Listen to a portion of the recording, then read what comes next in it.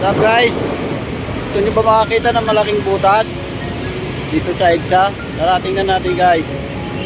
Madali lang itong hanapin na butas guys. Dito lang yan sa EDSA. Katabi lang siya ng EDSA mismo.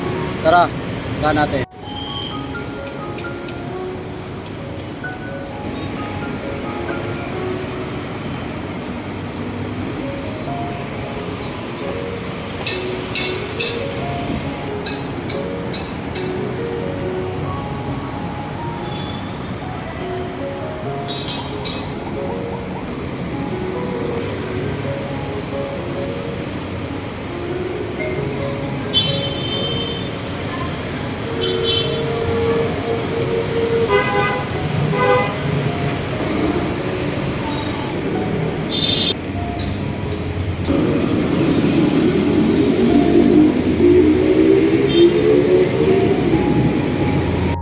Yung dating POA DMW na ngayon, ayan, galing ako ng Robinson, pumunta ako dyan.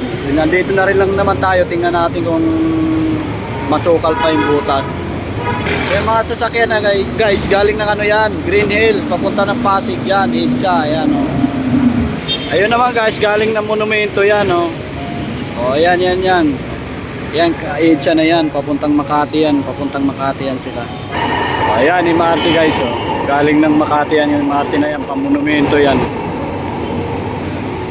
Tapos, ito naman yung galing ng Ortigas, sabi nyo, Pasig, papunta ng Green Hills guys.